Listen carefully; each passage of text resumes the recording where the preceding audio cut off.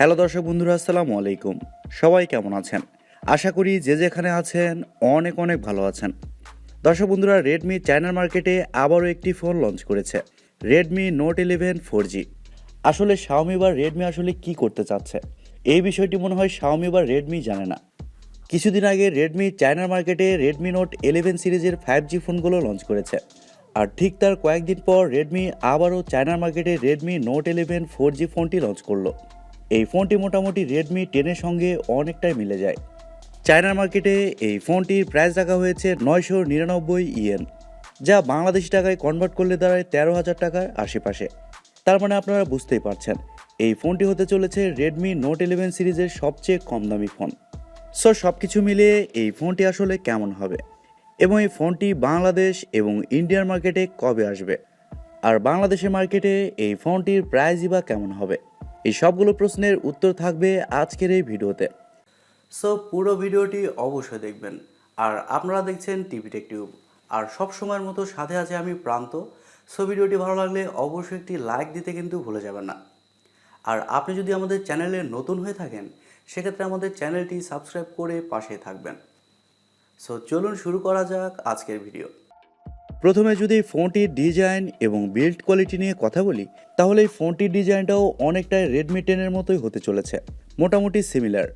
ফোনটির থিকনেস করা হয়েছে 8.9 মিলিমিটার, আর ওজন করা হয়েছে 181 গ্রাম। ফোনটির ব্যাক সাইডে এবং ফ্রেমে থাকছে প্লাস্টিক, আর ফোনটির ব্যাক সাইডে উপর অংশে বাম সাইডে থাকছে এই ফোনটির ট্রিপল ক্যামেরা সেটআপ, এবং সঙ্গে থাকছে একটি এলইডি ফ্ল্যাশ, আর একেবারে নিচের দিকে থাকছে রেডমির ব্র্যান্ডিং। আর ফোনটির সামনে আসলে আপনারা পেয়ে যাচ্ছেন একটি ফুল ভিউ ডিসপ্লে, যার উপর অংশে মাঝ বরাবর কাটআউটের মাধ্যমে বসানো থাকছে সেলফি ক্যামেরাটি। তবে ফোনে থাকছে সাইড মাউন্টেন ফিঙ্গারপ্রিন্ট সেন্সর, যা বাজেট অনুযায়ী মোটামুটি ফাস্ট এবং অ্যাকুরেট বলে জানতে পেরেছি। আর পোর্টস অ্যান্ড বাটন নিয়ে যদি কথা বলি, তাহলে এই ফোনে থাকছে 3.5 millimetre headphone jack, type C slot ইত্যাদি।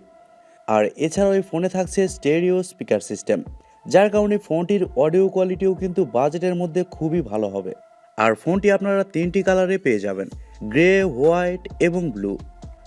ওভারঅল এই ফোনটির ডিজাইন এবং বিল্ড কোয়ালিটি মোটামুটি ঠিকঠাক, সেরকমভাবে নতুনত্ব কিছুই নেই, সেম রেডমি 10-এর মতোই।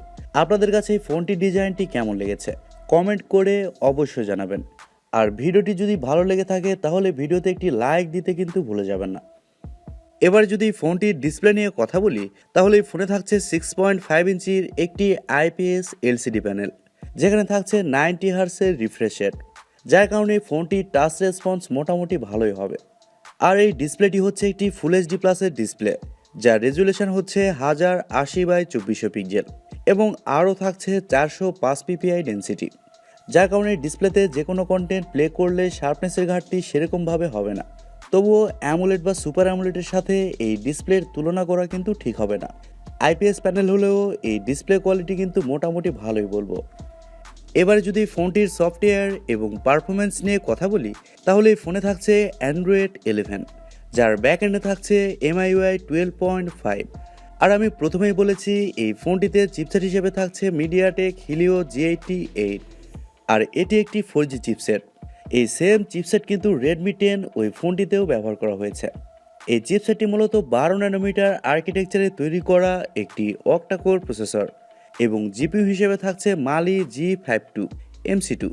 এই জিপিইউটা বাজেটের মধ্যে মোটামুটি পাওয়ারফুল একটি জিপিইউ, যার কারণে ফোনটিতে যে কোনো হাই লেভেলের গেমস আপনারা মিডিয়াম সেটিংসে ইজিলি খেলতে পারবেন। তবে হাই সেটিংসে খেলতে গেলে কিছুটা ল্যাগ বা ফ্রেম ড্রপ কিন্তু হতে পারে। তবে ভিডিও এডিটিং বা মাল্টিটাস্কিংয়ের মতো কাজগুলো এই ফোনটিতে খুব ভালোভাবে করতে পারবেন। ফোনটি চায়না মার্কেটে 2টি ভেরিয়েন্টে লঞ্চ হয়েছে, 4GB র্যাম 128GB রোম এবং 6GB র্যাম 128GB রোম। আর ফোনটিতে আপনারা 2টি সিম কার্ডের পাশাপাশি একটি মাইক্রোএসডি কার্ড ব্যবহারের সুযোগ পাচ্ছেন। এবারে যদি ফোনটির ক্যামেরা সেকশন নিয়ে কথা বলি, তাহলে এই ফোনটির রিয়ার সাইডে থাকছে ট্রিপল ক্যামেরা সেটআপ, যার মেন সেন্সর হিসেবে থাকছে 50 মেগাপিক্সেলের একটি ওয়াইড সেন্সর, যা 1.8 অ্যাপাচার, এবং সেকেন্ডে থাকছে 8 মেগাপিক্সেলের একটি আল্ট্রা ওয়াইড সেন্সর, যা 2.2 অ্যাপাচার, আর সবার শেষে থাকছে 2 মেগাপিক্সেলের একটি ম্যাক্রো সেন্সর। ফোনটির ব্যাক ক্যামেরার ফিচার হিসেবে থাকছে এলইডি ফ্ল্যাশ, HDR প্যানোরামা। তবে সবচেয়ে খারাপ ব্যাপার হচ্ছে এই ফোনটির ব্যাক ক্যামেরা দিয়ে আপনারা সর্বোচ্চ 1080p-তে 30 fps শ্যুট করতে পারছেন। এখানে কিন্তু 60 fps বা 4K অপশান থাকছে না। আর ফোনটিতে আপনারা সেলফি ক্যামেরা হিসেবে পেয়ে যাচ্ছেন 8 মেগাপিক্সেলের একটি সেলফি ক্যামেরা, যা 2.0 অ্যাপারচার। সেলফি ক্যামেরার ফিচার হিসেবে থাকছে HDR এবং প্যানোরামা। আর সেলফি ক্যামেরা দিয়েও আপনারা 1080p-তে 30 fps শ্যুট করতে পারছেন। আর ফটো কোয়ালিটির কথা বলতে গেলে এই ফোনটিতে আপনারা অ্যাভারেজ লেভেলের ফটো কোয়ালিটি পেয়ে যাবেন, বাজেটের মধ্যে যেমনটা হয় আর কি। ফোনটিতে এছাড়াও ওয়াইফাই, ব্লুটুথ, জিপিএসের মতো আরও অনেক ফিচার পেয়ে যাচ্ছেন এবং ইউএসবিতে থাকছে USB Type-C 2.0। ফোনটির ব্যাটারি এবং চার্জার নিয়ে যদি কথা বলি তাহলে ফোনে থাকছে 5000 mAh-এর একটি ব্যাটারি, আর ফোনটিকে চার্জ করার জন্য থাকছে 18 ওয়াটের একটি চার্জার। এছাড়াও থাকছে 9 ওয়াটের রিভার্স চার্জিং সিস্টেম, যার মাধ্যমে আপনি এই ফোনটি থেকে অন্য ফোনেও চার্জ করতে পারবেন। আর ফোনটিতে যেহেতু 5000 mAh-এর একটি ব্যাটারি ব্যবহার করা হয়েছে, সেহেতু এই ফোনটিতে আপনি এক চার্জে একদিনের মতো ব্যাটারি ব্যাকআপ পেয়ে যাবেন। আর নর্মাল ইউজার হলে 1.5 দিনের মতো ব্যাটারি ব্যাকআপ কিন্তু ইজিলি পেয়ে যাবেন। এবার আসা যাক মেন পয়েন্টে, এই ফোনটির প্রাইস এবং লঞ্চিং ডেট। দর্শক বন্ধুরা, এই ফোনটি জানুয়ারি অথবা ফেব্রুয়ারির দিকে বাংলাদেশের বাজারে আসতে পারে, আর ইন্ডিয়ান মার্কেটেও এই ফোনটি জানুয়ারির শুরুর দিকে কিন্তু লঞ্চ হতে পারে।